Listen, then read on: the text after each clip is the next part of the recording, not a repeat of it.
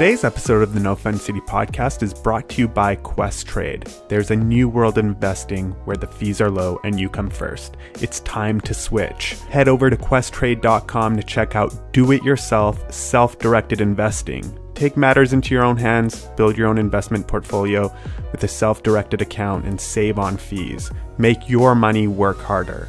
Questrade is Canada's fastest growing online brokerage with over 21 years experience in the Canadian market, $18 billion in assets under administration, and a 9-time winner of the best managed companies in Canada. And you could rest assured knowing that your money is in good hands. They go above and beyond to protect your account with an additional $10 million in private insurance, so you know your money is safe. For more information, check out questrade.com. Just use the link in the description below. On to our show. Welcome to the No Fun City podcast, episode 26. Another day, another episode. And we're here in Vancouver, not a one-on-one in-person podcast, because I live outside of the city and Alex lives inside of the city, but a podcast nonetheless. And I'm getting comfortable doing these Zoom episodes over doing the in-person. I was talking to Alex about this, who's our guest today. And honestly, I prefer it this way better a little bit. It's just less cleaning in my realm of things. You know, when people have to come in the office, I have like a bunch of stuff going on the other side. I try to make it look nice and clean, you know, everything professional. So I have to do some housekeeping on that side sometimes. So these Zoom episodes are becoming more and more practical as I do them. And for, you know, Alex being here right now, and for those of you listening, I actually used to be against doing Zoom episodes. I felt it was more intimate doing things in person. So I had a rule in place of like every episode is going to be in person. You have to come here. And if you don't want to come here, then you're not doing an episode. Too bad, so sad. But after the pandemic, I had to change things up. And when I did, I saw the light. And I'm like, you know what? Zoom episodes, not too bad. We'll continue to do them. We'll give people the opportunity to do the podcast from home or from the office. And sure enough, here we are today doing it from home. Well, both of us kind of doing it from home. You're in your office, though. I'm in my office too. Office. Yeah, I'm in my office. Oh, No, I was just saying, I am at the office. I was actually considering like staying at home, but I came to the office to do this. And also, I'm not in the city anymore either. My wife and I, we moved to Deep Cove, so we are kind of outside of the city oh, wow. these days. Nice. So today, for people who don't know, and I'd be surprised if you don't know who Alex is. I don't know if that's saying a lot about you, Alex, but I'd be surprised because you do a lot of interesting and awesome work revolving around, and we were discussing this minutes ago, if it's interaction design, interactive design, essentially anything that involves interaction, people, and I would say user experience is like the all-encompassing field of what you do. But the interesting part about that isn't just the fact that you do user experience design, but it does revolve heavily around interaction in the sense that a lot of your projects revolve around working with events or concerts or exhibits, for example, or you even do random stuff in the city. You know, like a few years ago, I was filming public space stuff, and I was filming the drone shots for your Science World exhibit thing, which was pretty cool. So we're going to dive into the world of interactive design and what it is Alex actually does, and like how he goes about coming up with these really creative, cool ideas. And maybe like we could even go back to at least maybe the beginning of when I first met you, which was when you were doing an interactive display project. I think it was for Heineken, the spray cans, the graffiti wall, the interactive graffiti wall display. That was a long time ago, right? And then also the orb project that you did for the concert shows. Oh, the staggered walls. Yeah. See, I remember these things from so long ago because they were like really different compared to what I was used to seeing, at least in these interactive spaces. And I feel like you really brought an element of the digital world into real life spaces, allowing people to sort of like interact with them in ways that they normally wouldn't. So sure enough, it was a screen and people were using a fake graffiti can, but they were able to sort of like do manual, tangible interactions which is interesting because that's the name of the company that you run, Tangible Interactions, in that environment. So, Alex, the first part that I always start with people here is like, how did you get into what you do? And then the other side of it, you are not born in Vancouver or raised here by any means. You moved here. Yeah. So, what was that part of your life like where you started in another country, moved to Vancouver, and then launched this company? How did all of that come to be? Um, like the launching of the company, being coming to Vancouver, stuff like that. I started in Uruguay, and where I worked for, I think pretty much since I can remember, I was some kind of a designer. Even from playing with things as a kid and sitting down and like sketching ideas. And uh I remember like one of my first things was like, I wanted to make like a boat, and I wanted to make a backpack, and I wanted to make a tent, and some of these things I made, kind of made. And eventually I started getting into graphic design when kind of like in my teen years, 15, 16. I discovered computers and how helpful they were. And I started using computers to do like graphic design. And then like I got really into it. And before I knew it, by the time I was like in my 20s, I had a graphic design studio. And I ran a graphic design studio in Uruguay for maybe like 10 years until I moved to Canada. And by then I was actually without any studies really, because there wasn't really like a graphic design career in Uruguay at the time. It was more like personal interest, just I'm always like really looking at stuff, always a lot of copying. I did a lot of like looking at something and trying to do something similar, um and kind of like, and I think that's kind of like the natural way of learning, like even as a kid, you learn by copying other people doing something. And but it gets to a time that you actually start, you feel like you actually start to, you want to find your own way of doing things, and you don't want to copy it anymore, even to a point that happens to me, like I don't even want to see other people's stuff anymore. I want to develop my own language. And that happened in graphic design. And then I moved to Canada, and I went from kind of like I jumped from plain print graphic design to getting into interactive design. And then it was like a whole new world of like learning about things that were dynamic, that were changing. You could roll over something and this thing could actually have like a behavior. And that was like really cool, because it kind of like it opened like a whole new space. And I did that for another like good 10 years. But but at the same time that I was like, it was fascinating space, because I was dealing, like with animation, with film, with illustration, with typography, with like layout, with like navigation, with all that kind of stuff, which is more about people's uh experiencing things and their behavior and that kind of stuff. At the same time, I was feeling like I got really far from people. Like, because I was just designing on screens. You're designing for people that you will most likely never see. They're on the other end of like technology, like somewhere in the world, or you never get to see that.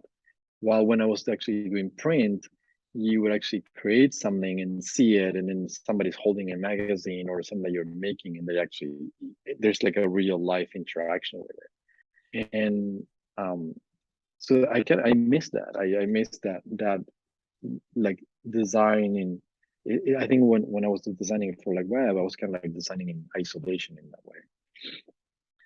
And I think that the romantic part of it started to fade, as I also started to see like like the Facebooks, and then a lot of the social media stuff happening, and like these like closed environments that were trying to get people's attention to really like sell advertising and stuff like that. I don't know. I started to feel like it wasn't really that interesting to me anymore, and I started to go back to thinking about like creating, taking some of these experiences to the real world, and creating like real life experiences with it. And like usually like I move through things really fast and have an idea, and I kind of like see it happen. I want to see it happen in real life. And there was a time, back in 2000, the early 2000s, that I was actually looking at a lot of like interactive work that at the time was quite rudimentary, like interactive meaning as in physical spaces, like the people doing the stuff that I was interested in, like sculptures that were reacting to people, or sculptures that were actually pulling data from the internet and doing different things and changing color or changing form. And I felt that was like fascinating. And I went to a conference in the States that somebody was talking about a project like that, and it kind of like blew my mind that you could actually connect all these things together and create experiences in the real world. And then, coming back to Vancouver, I started like thinking of any way that I could inject some of this stuff into the work that I was doing at the time. But there wasn't really any appetite. I was working in an ad agency, and there wasn't really any appetite at the time to do something like that, because it was kind of like, it seemed kind of crazy, like, and like not the thing to do at the time. But I felt like that's what I wanted to do. And then eventually I found there was a competition in Italy where they were actually asking for interactive projects, and they were these like large music concerts, and they wanted to bring some interactive art into them. And I thought, they had like kind of like gallery spaces where you could actually show the work, stuff like that. And I felt like, wow, it would actually be really cool to do something within the space where the people are, like where they're actually listening to music and then dancing and all the performances. And I just came up with this really simple idea of creating these like inflatable balls that, like little balls, well, they're actually large, like 7 feet in diameter, that when you touch them, they would actually light up and then kind of like glow a color until they would fade. And then you bump together and they'll light up again. And I was thinking, how cool would it be to have like, thousands of people, and then turning the show from being like um, something where people are actually looking at the stage, for people being part of the show. And then kind of like changing a bit of the dynamic of how a show like that would be. And then, anyways, I sent the prototype. I sent the proposal. They loved the idea, but they said, you don't have a prototype, and we can't award you these things. So from then on, I actually started working on this idea of creating these large inflatable walls that would light up when you touch them. And then it took me, I don't know, maybe like 6 months to get something off the ground. And then I pitched to them again for next year. They had the same event, and then they gave me, I basically like won this competition. They gave me a bit of money. I ended up producing a number of these, and then I ended up going to Italy, and then we launched them into to this event. And it was a huge hit, where for the first time I was making this interactive idea, and then I was actually literally like just throwing it at people and just letting it go and see it react and people reaction. And then it was I think it was one of the most incredible experiences that I had doing what I do today, because the reaction from people was like insane, and they were actually looking for to see who was doing this, and they came backstage to talk to me about it, and then like people were hugging me, and it's like crazy, right? It's kind of crazy. And then nowadays, like this is like 2007, so it's a long time ago. Nowadays it's kind of like, yeah, I can see that, I've seen those now, but 15 years ago, this is like, nobody was doing that kind of stuff. So it was really cool. And the guys that organized the event, they filmed a video, and they were really good at documenting the stuff and interviewing the people, and they put it online. And suddenly I started getting emails and people asking me about it. And then this thing that was just like a crazy idea that I wanted to experiment with, it just became something of its own. It became a concept that actually started like, it made me like fly around the world, and then go to Europe like multiple times a year. And then yeah, that's kind of like how everything started. But yeah, it's interesting, how one project can change the trajectory of how your career path kind of flows. You know what I mean? Like, Yeah. you did that one, it was pretty basic too. Like it wasn't right, being Yeah. honest, it wasn't like rocket science. And that's the best thing, is like sometimes the most basic ideas become like so profound in production, especially Yeah. with a concert, right? So, and it is interesting because that Aura project did seem to elevate your career in a sense of like, now Alex is known to do these interactive things. But then you had to like take it to the next level because now other people are coming to you wanting similar projects, but maybe different. And going back to the orb real quick, it reminded me of a concert. I think I was at a Coldplay concert. I'm pretty sure it was Coldplay. They gave us wristbands to wear Oh yeah. in the Yeah. audience. Shallow bands. Shallow bands. Yeah. Yeah. And it would go to like the beat of the music, and even every section like would change color to make patterns in the crowd. I thought that was so cool and like so amazing to see like that form of interaction. And you're right, I would spend a lot of time looking at the crowd, not just at the stage as part Yeah. of the performance, which was really interesting. But that orb project led you to other things. One of the other ones that you did recent, or maybe not so recently, but something that I feel like I somehow influenced you to also do, which was the storm cloud. Do you remember this? No. You What don't, storm cloud? didn't you do like a cloud that was like changing colors? No, you did not do Yeah. Yeah. this. Yeah. Yeah. No, we did like in Toronto. Okay, Like so these inflatable clouds are light up. yeah, so years before that, like a couple years before that, I saw something similar and I was like, Alex, you need to do something like this. Do you remember that Oh, conversation? no. No? Okay. I had sent you a link. I have the worst memory. Yeah, I have the I worst had sent you memory. a link. I'm like, man, this, I wish Alex comes up with this because I knew you could do it like super well. Yeah, and then a couple years later, or maybe a few years later, sure enough, like you came up with that concept, which I thought was really cool. But recently in Vancouver, have you done anything that has been like an outdoor sort of public space project with that's been interactive, much like going back a few years ago again when you had the Science World. What's is it, the Science World ball? What is that thing called? The we call sphere? it we call it yeah, it's a geodesic shape, I guess. It's Yeah. like the yeah, geodesic dome. We that was interactive, like hands-on interactive, and we do have another project that is outdoors in front of a bento space, a bento center, and it's not really interactive, but it's also like a sculpture installation that reacts to music and stuff like that, and it creates these like patterns of color. But it's not really interactive. Mm-hmm. Um, you know, I'm I don't necessarily feel like everything we do has to be interactive. I think it's more I'm I'm more about the experience, and sometimes interaction doesn't mean touch it and lights up. Sometimes interaction means more like, oh, what is that thing? It's something that kind of brings you in, and then creates you're interacting with the piece, not because it's reacting to you, but more because it's actually bringing you in. And Mm. then I'm happy with that kind of stuff too. Yeah. Yeah. And we've seen that you work on stuff like that previously too. I think the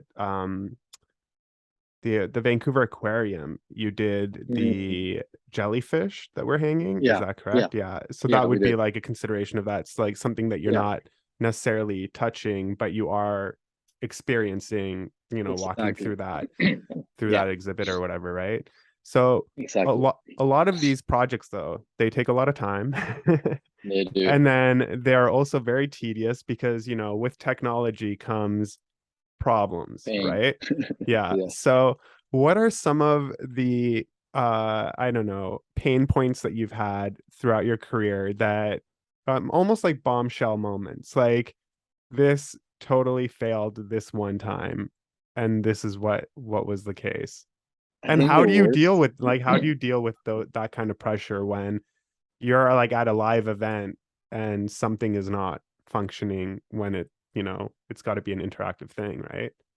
I think um I think the worst bomb was a massive festival in New York where we were doing this graffiti wall, but it was on a 150-foot LED screen, and we developed this system all based in this technology that can actually do like a capture of movement, motion capture in 3D, and we tested it. We partnered with a company out of LA, like a university, and it was really amazing the way it worked.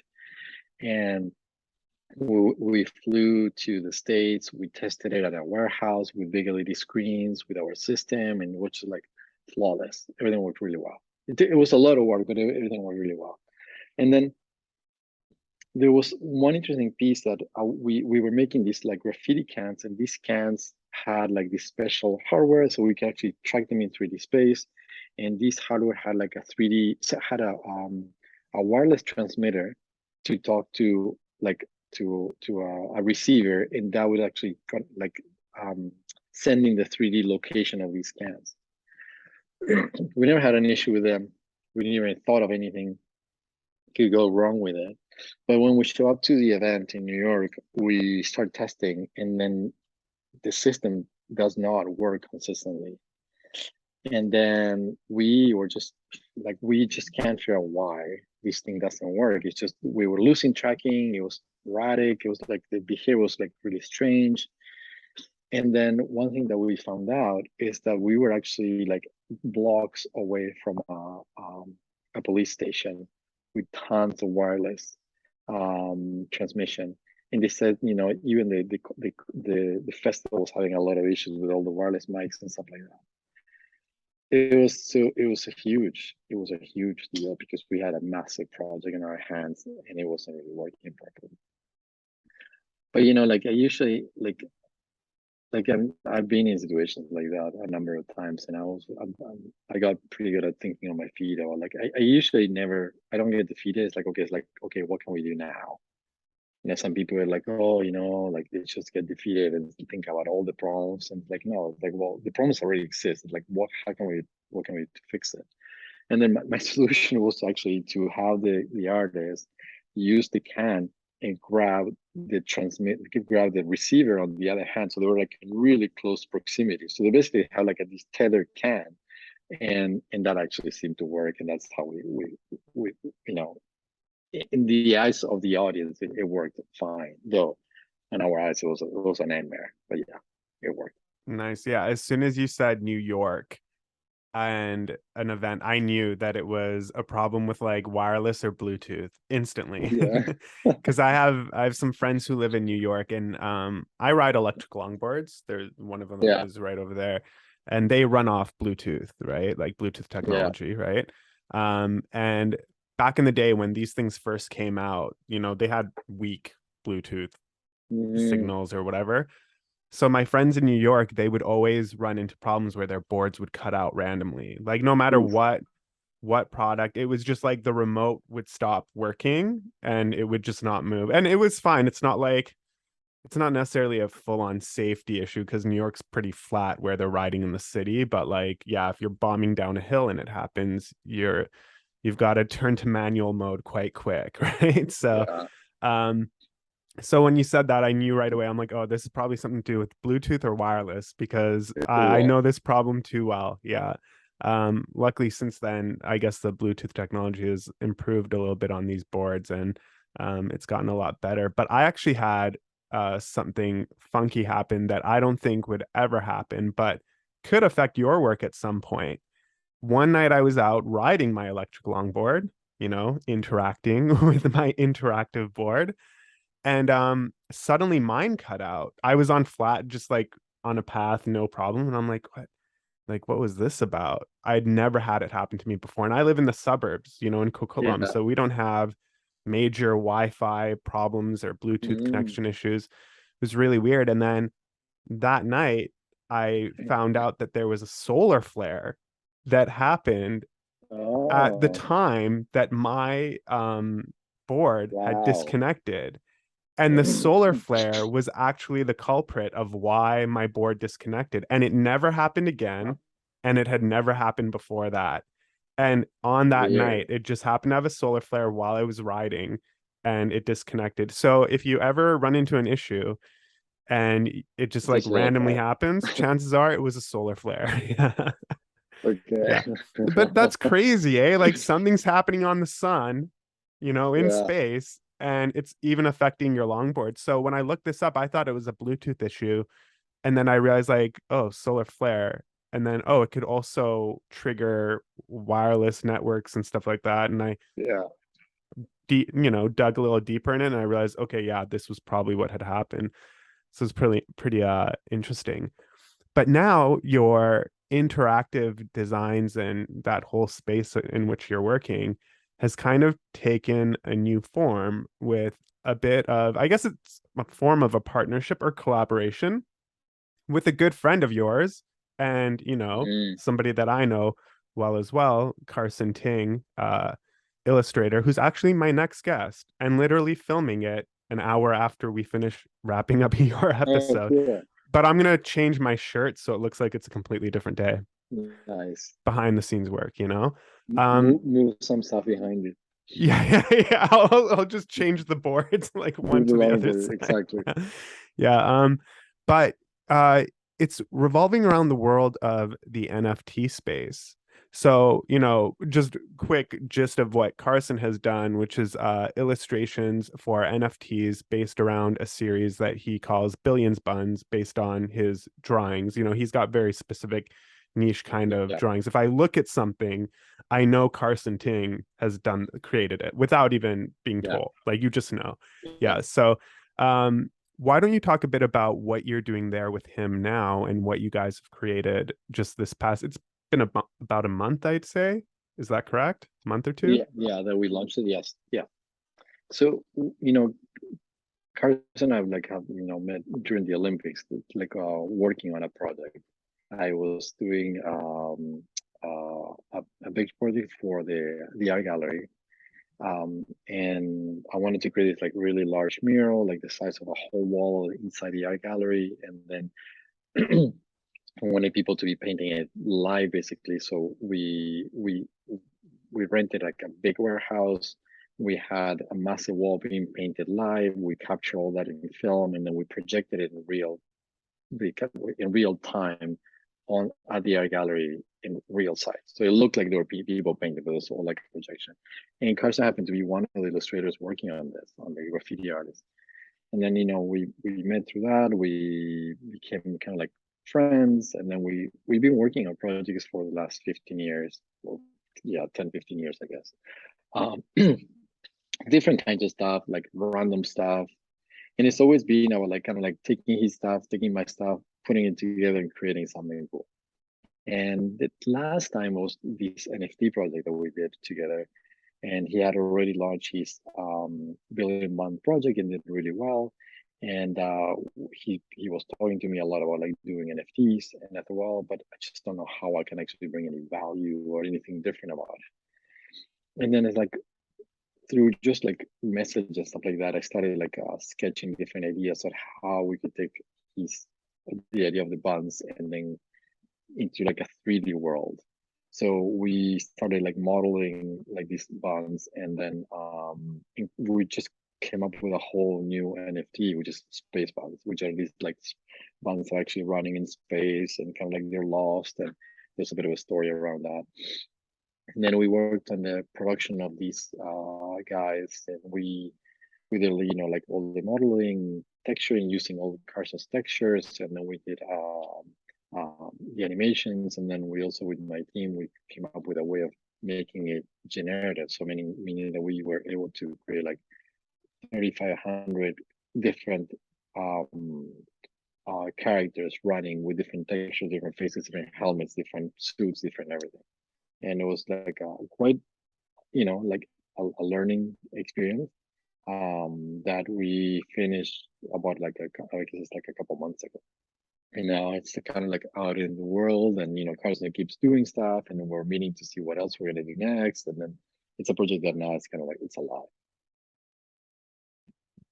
Yeah, it's really cool and interesting to see how like, you know, we even mentioned this earlier when we were talking about the concerts and the orb and how that led to something else, but how one small project can lead into like or spiral into this bigger Yeah, living element, right?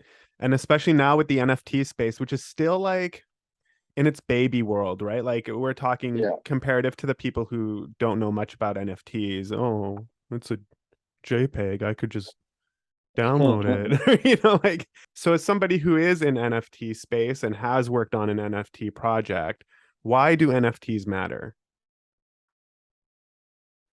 It's a tough question. I don't know that actually I'd be very good at answering because I still feel like we got into it, but it's not really at my native space. I was excited to learn about it and make it this like an experience to learn more about it. Um, so I don't know that I want to answer that question. That's but you're part of a project that runs NFTs, but like Yeah. what was your, I guess the better question is like what was your opinion going in on it? Like what were your thoughts? Were you I was also quite in the world of mainstream where you're like, I don't even understand this, but okay, it makes money? no, I was quite honestly quite skeptical at the beginning, but then I think a huge part of what we do is like is learning. Like a huge part of what I like the most about the stuff that we do in general is the process of doing it. It's not the end result. It's not like Hmm. whatever is gonna come next. It's actually the process of like, you know, learning how to do something, working with a team, like figuring it out, looking at all the obstacles, all that kind of stuff. So for me, this was another project where we would actually immerse ourselves into a whole new world and learn, you know, how to learn all about it. And that was it was very, very cool and very exciting to that part. And you know, like always doing project with Carson, it's just so much fun. Um, you know, Carson just like crazy, so many ideas, and it was just it's just a lot of fun to work on this project. And I really like the idea of creating like a community of people that we could keep working with, and then like hopefully like deliver new things, have like this project kind of like that could be, you know, transform over time and do who knows what. Like that's the thing. And based on that, we ended up doing another NFT for a client that hasn't launched yet, and then because of that, we also went into these events that are NFT related, so we got to meet a whole bunch of people in the NFT world and doing other things with metaverse and stuff like that. And then because of that, we're actually thinking, you know, like how is there a place for us where we can create experiences that actually are in between, you know, in between metaverse and real life experiences. And then we started thinking about like, you know, creating these like portals between that space and the real life event. So it, I just like the idea of doing things that are you know, like you were saying, you know, you start with something and who knows where you're gonna end up, right? Um, and I think this project it's been something like that. Hmm. Yeah, definitely. When I heard Carson was gonna do NFTs, I got excited right away. I got excited right away, and I'm like, this is gonna be really good. If it's gonna be good for anybody, I mean, it's gonna be good for Carson in general. But then when you collaborated with him on it, and like, so he did one wave, right? And then on the Yeah. second wave, the space buns is essentially where you hopped on board with him, right? So what was the difference as far as the workflow when you were working with Carson?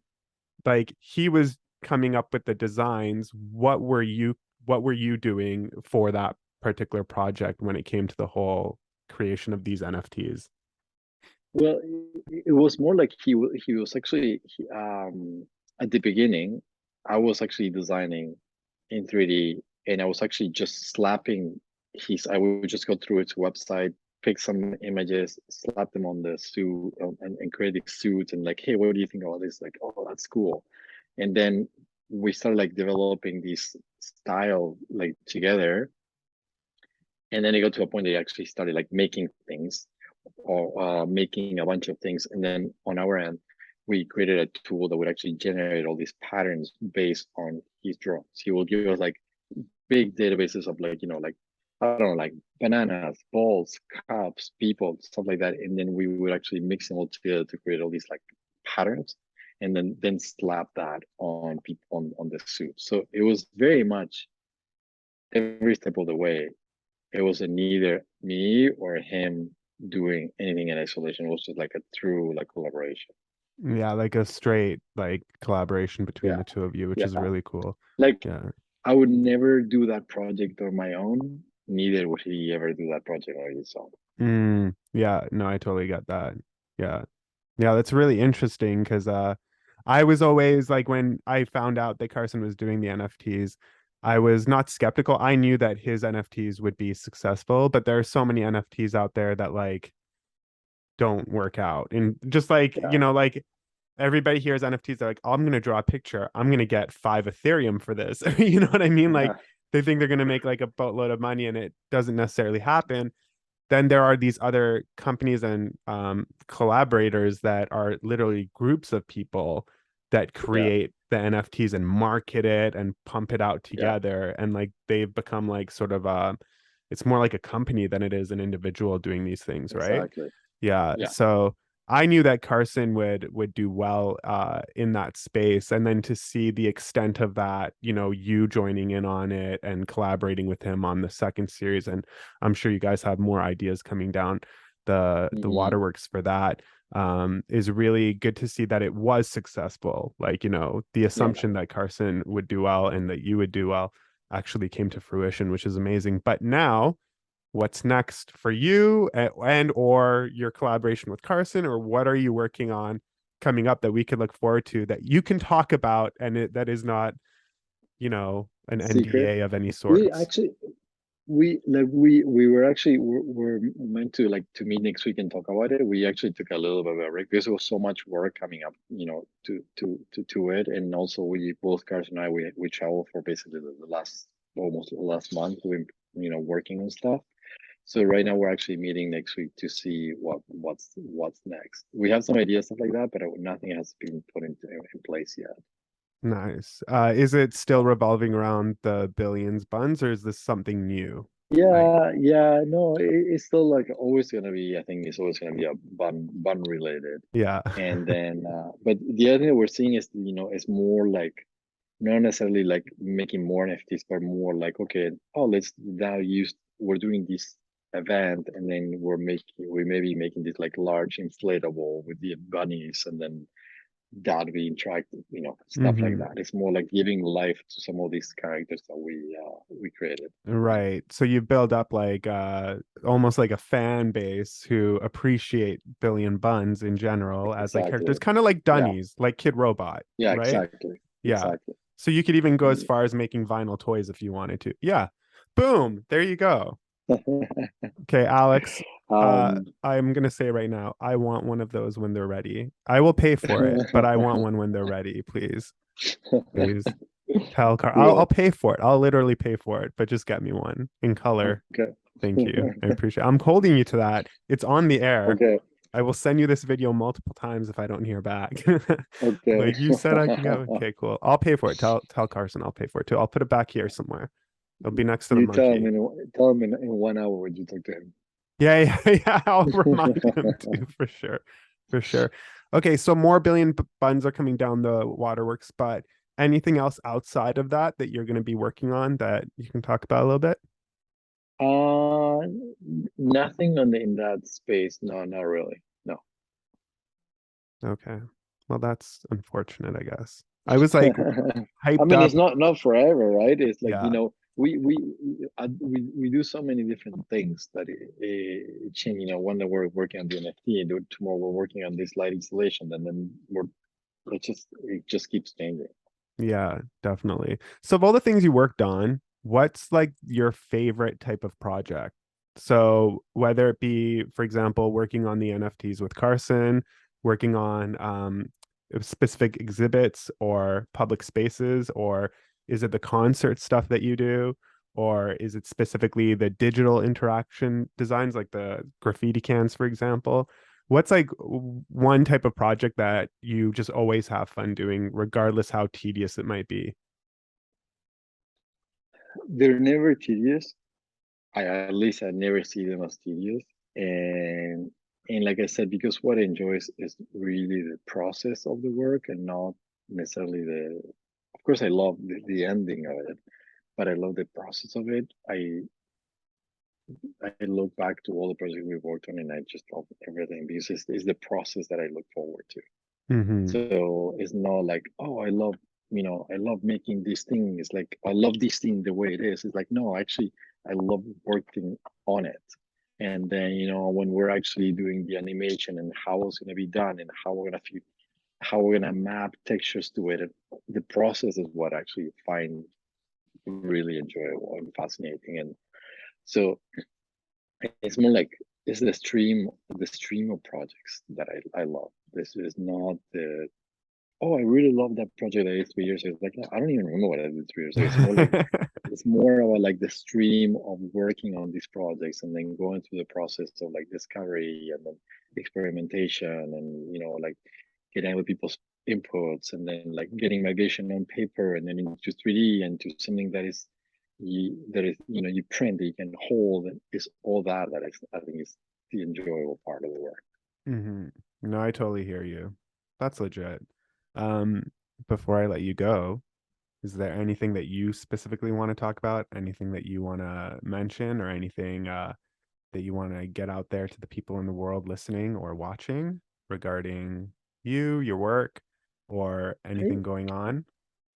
I think more again, like about the stuff that I enjoy doing is um it's about like it, it's so cool to I almost when you have an idea, like I don't even know where the ideas come from anymore, but it's almost like you have like a vision and then like they just come to you and they're like, oh yeah, we could do this, and they just come like that.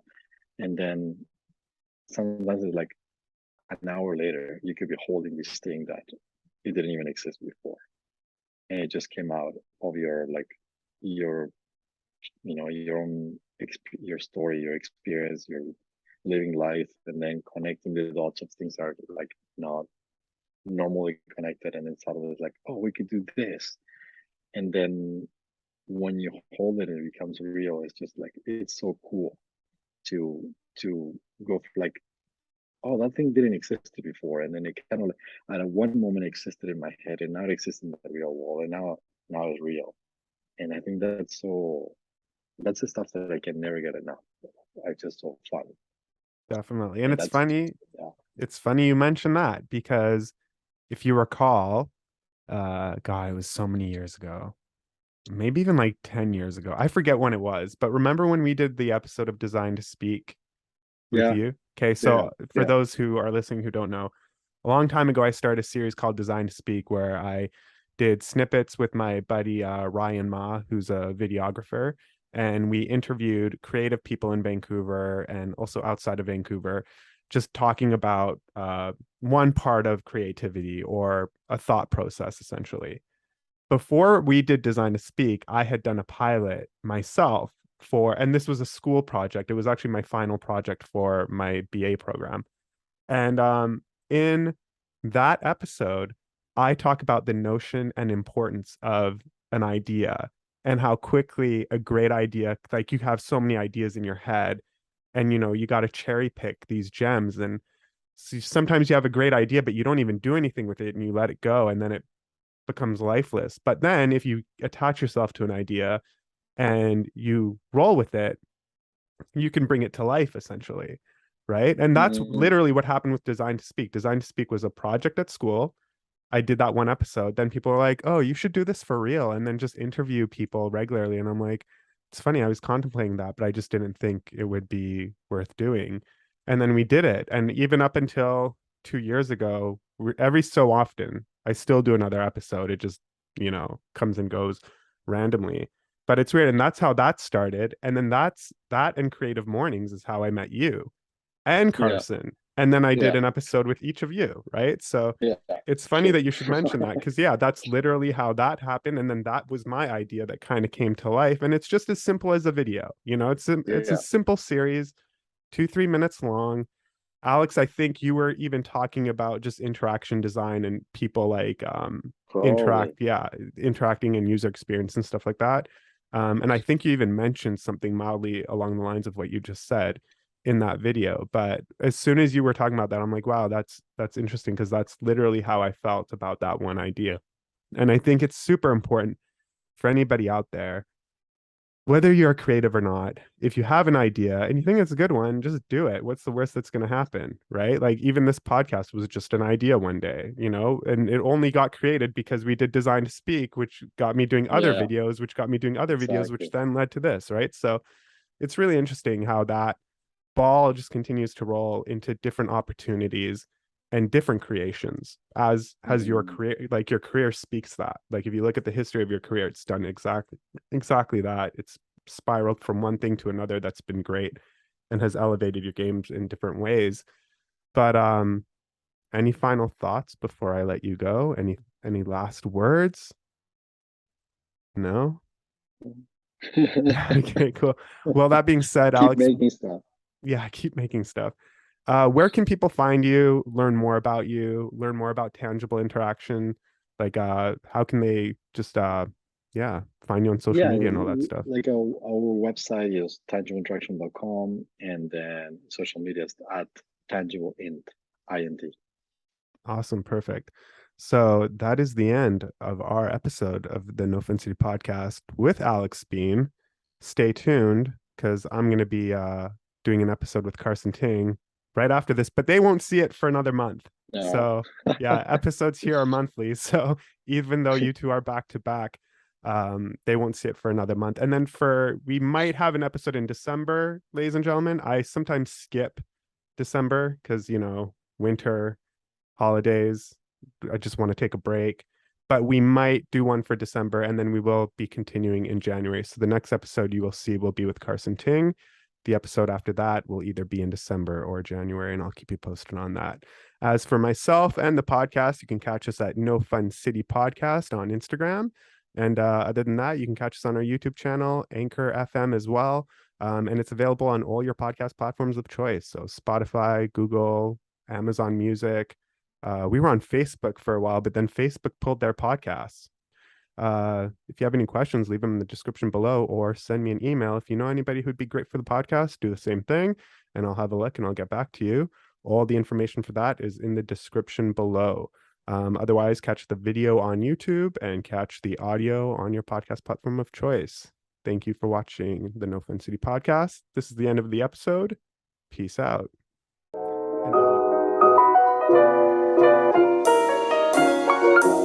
Today's episode of the No Fun City podcast is brought to you by Questrade. There's a new world of investing where the fees are low and you come first. It's time to switch. Head over to questrade.com to check out do-it-yourself, self-directed investing. Take matters into your own hands, build your own investment portfolio with a self-directed account, and save on fees. Make your money work harder. Questrade is Canada's fastest growing online brokerage with over 21 years experience in the Canadian market, $18 billion in assets under administration, and a 9-time winner of the best managed companies in Canada. And you could rest assured knowing that your money is in good hands. They go above and beyond to protect your account with an additional $10 million in private insurance, so you know your money is safe. For more information, check out questrade.com. Just use the link in the description below.